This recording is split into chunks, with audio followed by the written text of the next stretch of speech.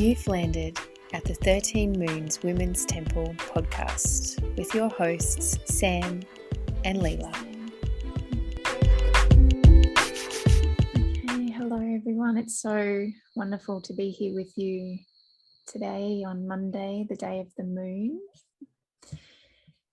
So we're here to introduce you to the Venus gates, and the Venus gates in relation to the chakra activations that come from this magnificent season. The season of these gateway activations is occurring because Venus will soon return to the night sky as the evening star. At the moment, the star of Venus is not present in the night sky, and she hasn't been for many days, a number of weeks. And this follows a very sacred journey of Venus as the morning star descending below the horizon, following a mythology of the goddess descending into the underworld. And then she will then return as the evening star. And then we continue the journey of the goddess as she continues to rise each month higher and higher as the evening star. And and then very magnificently, Venus comes into a relationship with our waxing crescent moon. So 1 or 2 days after the new moon, when the light returns back to the moon, we'll see the moon in the western horizon. And as Venus returns as the evening star, we see her there right next to the moon. And it's at this point that a very beautiful gateway occurs. And as the evening star each month, the moon and Venus rise a little higher and a little higher. And this forms an activation or a gateway. So what we're going to be doing together is following this journey of Venus as she continues to rise through the night sky with the moon as the chakra activation points. And now this is a very sacred and a very ancient feminine journey that has been traced back for thousands and thousands of years. And there is a lot of very sacred mythology around this that comes through many different cultures and is told in a number of different stories with a different version of the goddess, but it is traced back to the original story, which goes all the way back to ancient Mesopotamia, which is the story of Inanna. And Inanna was the Sumerian or the Babylonian goddess of sexual love. She's one of the original stories or the original goddesses that we have of that divine, sacred feminine living in her full power, and who was worshipped in her full power as this free woman. And in the original, what it really means to be a free woman in that goddess sense. She was also known to be the keeper of cosmic law, which I think is really fascinating. And I just think that's a beautiful aspect to her story. There is depth and complexity to the sacred feminine. It's just not, about the pleasure of being in a female body. There is high sacred intellect there and cosmic knowledge that was governed by the goddess Inanna.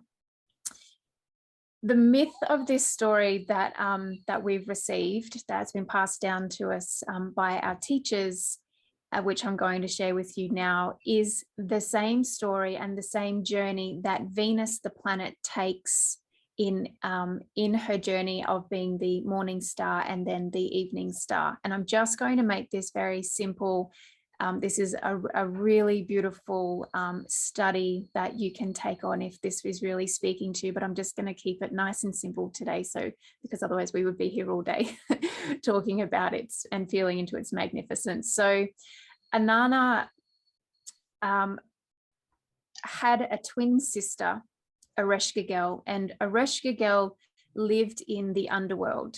And Inanna went to visit her twin sister, and in doing so, she needed to descend through the earthly realms and through the sheaths of energy. And in this journey into the underworld, she had to pass through 7 sheaths or 7 realms. At each point, at each realm, she surrendered an item that she was wearing until she got to, and she arrived in the underworld and she was completely naked. And she had arrived giving away absolutely everything. Then she was, there was, I won't go into the story of what happens in the underworld because that we're not there today, but this is the point where she was then invited to come back to the earth. The earth was not in harmony without Inanna on the earth. And so she was invited to come back. And at each point of rising back up through the sheaths, back into the earthly realms, she had to reclaim an aspect of herself, starting at the base and then moving up through each chakra point, through the sacral, the navel, the heart, the throat, the third eye, and the crown, until she was completely reborn back on the earth plane and reborn and realized in her complete fullness. And so this is also the journey that the Venus star takes, starts in the morning star descent, in which we have already been through. And Venus has been in the underworld, the planet has been in the underworld, or it can be said that she's actually been in the blinding light, because when Venus disappears in the astronomy, when Venus disappears under the horizon, we can't see her because she's actually in the daylight. So it's not that she actually disappears out of sight of the earth, it's that she's invisible because she's in the daylight. And when Venus returns to the evening star position, which will be on the 2nd of December, so it's later this week, she's moved to a point where she's the brightest star in the sky because she's reflecting the light of the sun, but so that we are in enough of the where she's in our evening sky. So the Earth's tilt away from the sun has made the star visible to us again. And this is the point. And then in a month's time, we will then see Venus with the waxing crescent of the new moon. And so from here, in relation to what we're going to be doing together, is following the journey of Venus with that waxing crescent moon. And when she comes together with the moon, that forms the first gateway where we reclaim the assets of our base chakra.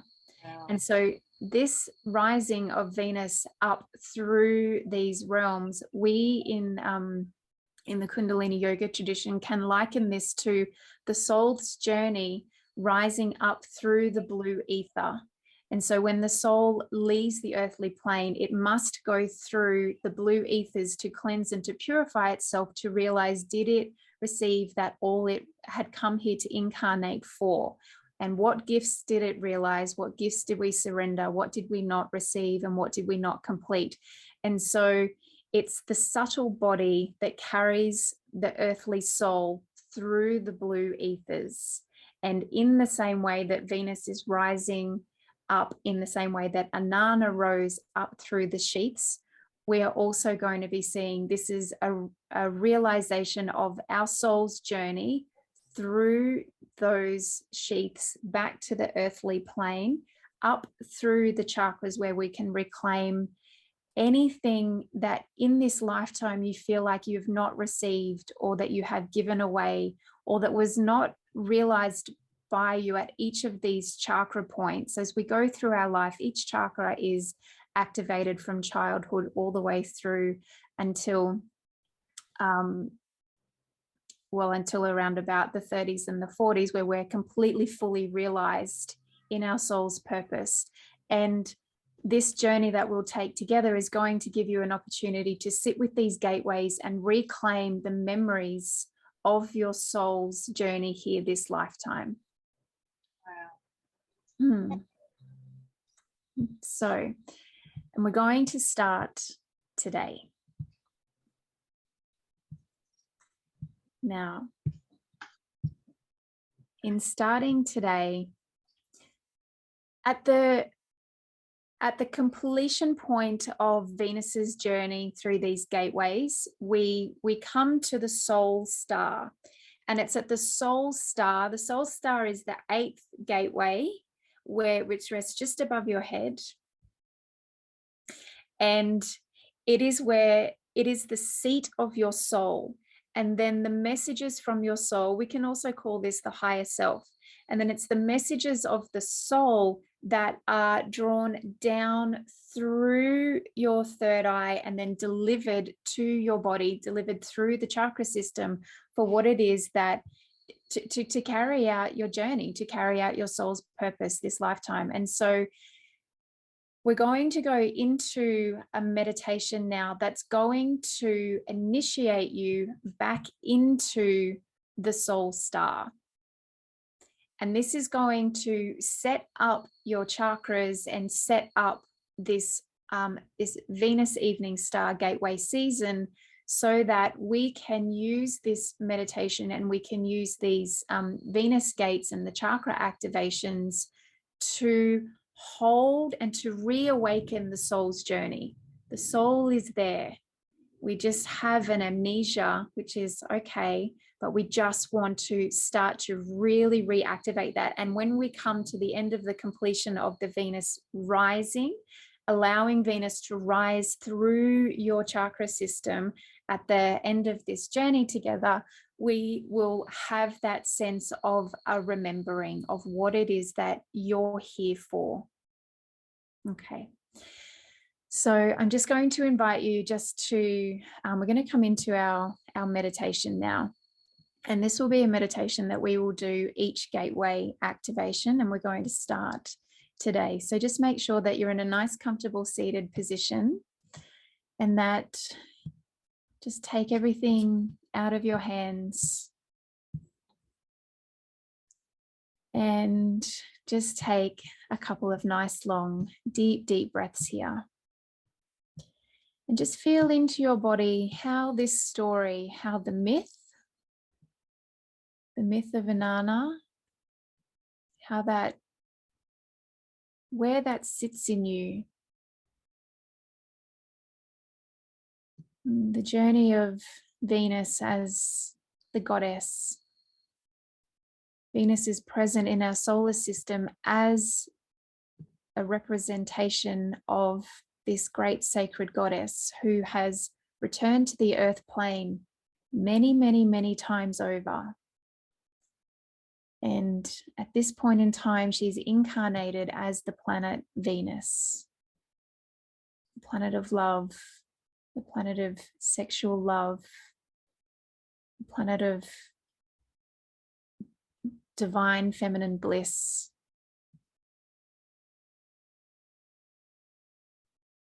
And so it's from this place that we're going to come into the self-initiation meditation on the soul star.